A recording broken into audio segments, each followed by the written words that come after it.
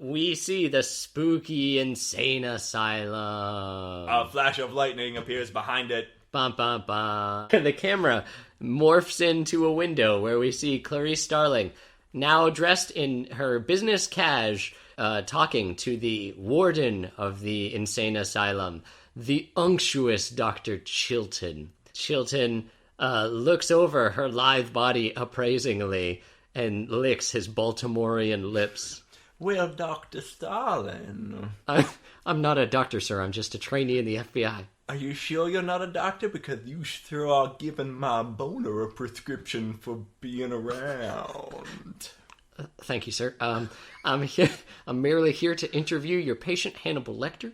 If you could perhaps brief me on protocol with engaging with him and show me the way down to the insane room, we could get this investigation underway, sir. Dr. Chilton licks the palms of his hands and smooths back his eyebrows and his hair.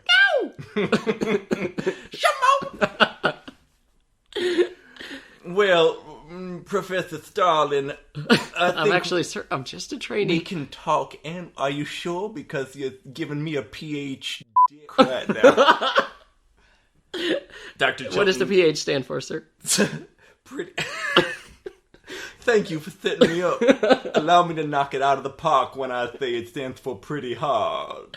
Oh, boy, okay. Dr. Chilton, whose feet never appear to leave the ground, as he shuffles along, wringing his hands together like a praying mantis, leads Clarice down the hallway. Now, Dr. Lecter is one of our most lengthy patients. What do you mean by lengthy there, sir? We've had him for a long time. Do you understand what I mean by lengthy? Yes, sir, I understand. You will.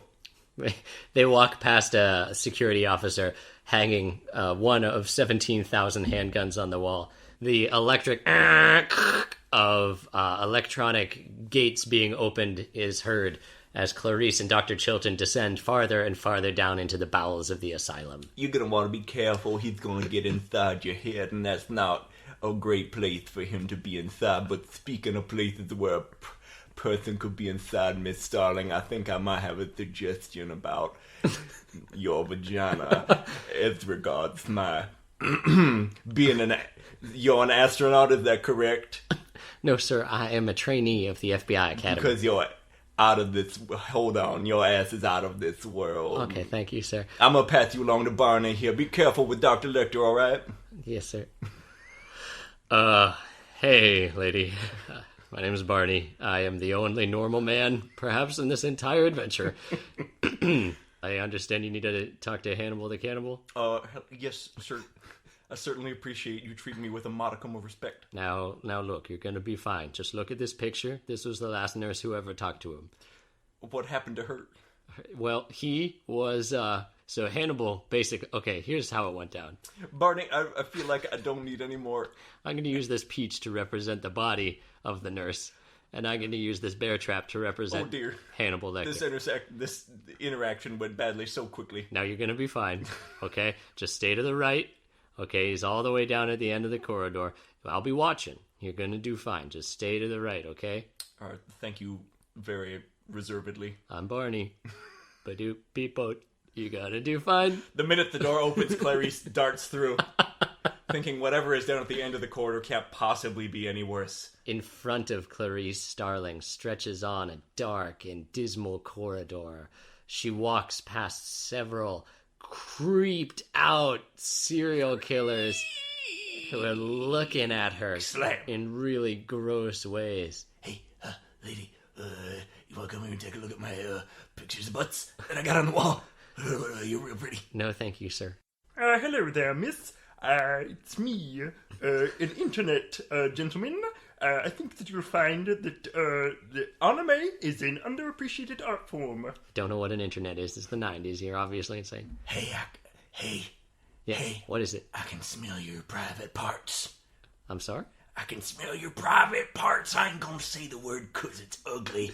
Even for humor purposes, I don't think it's worth it to go there. Even for a show known as Muffed Movies? What is this now? All right. Well, I'm sorry, sir. I find that offensive. No, I find you offensive. It's me.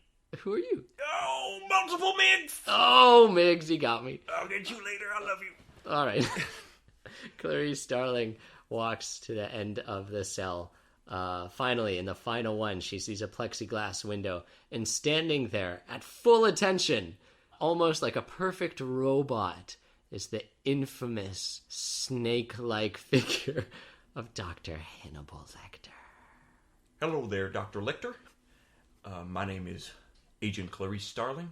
I was wondering if you wouldn't mind answering a few questions for me. Hello, Clarice. Yes, hello. You say you're an agent of the FBI. Show me your credentials. Well, I'm just an agent in training, sir, but you can see I have all my paperwork here is in order. Clarice holds up her My First FBI badge in all its bright pastel colors and presses it against the plexiglass window. Hannibal Lecter almost imperceptibly moves to appraise it. Why, you're just a trainee. You're one of Jack Crawford's, aren't you? Did he send you here to get destroyed by me mentally? No, sir. He sent me here so that I could test my skills as a woman and an agent in training. Oh, how tedious you are. Tell me, Clarice, what did Miggs say to you? Multiple Miggs down the hall.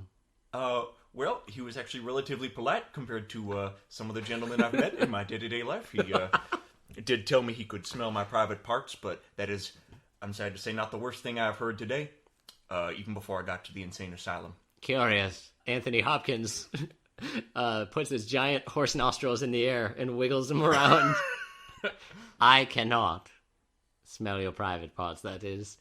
But you do wear Avion skin cream and sometimes some sort of perfume, but not today.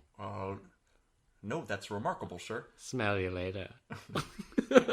What? Hannibal writes that down. Sir, Please sit.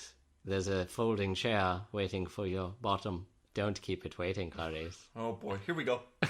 Clarice sits down. I see that you have some sort of dossier there. Yes, sir. There's an unsolved, Mystery? Yes. There's no fooling old Hanny.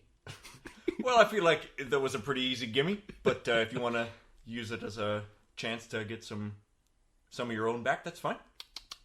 He tisks his tongue at her, judgmentally.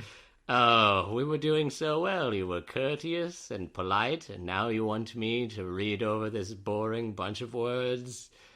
Tell me, Clarice, why do they call him Buffalo Bill?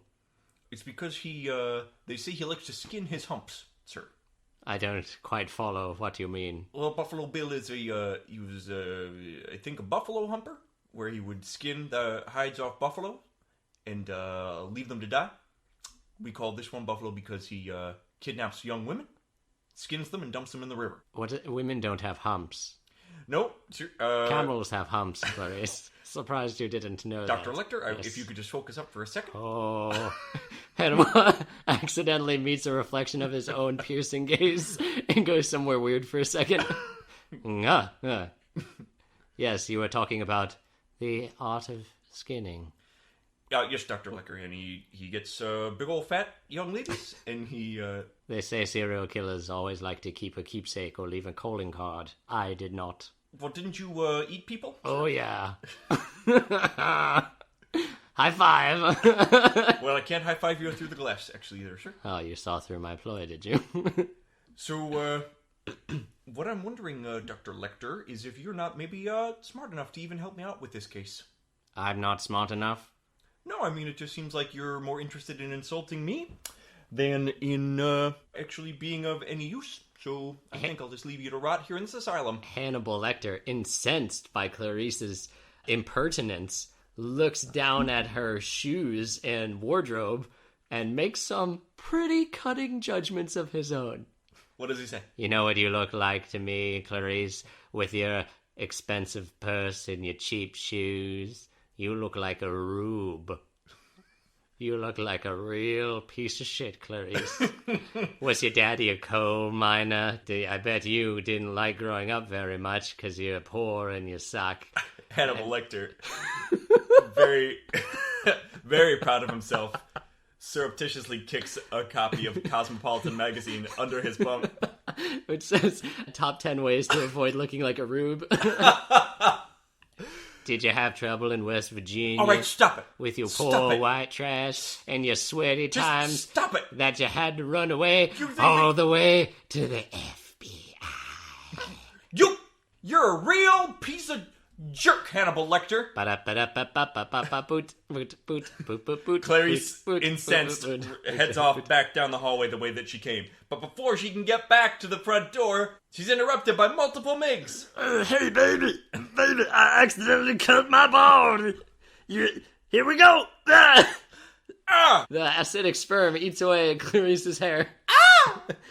Clarice, come back here, quickly. That's terrible. So let's do a take back. Okay. The daffodil-flavored sperm gently dyes Clarice's hair, a nice highlight streak. First of all, that sounds like a haiku. The daffodil-flavored sperm. Stop. Clarice, come back. What is it, Dr. Lecter? I just got splooged out from the nooge out. Yes, I know, and I'm terribly sorry. I'll help you. No one should have to deal with such indignity. Go and see my friend. Go see my patient, Miss Muffed. All right. Lates. Bye. Deuces.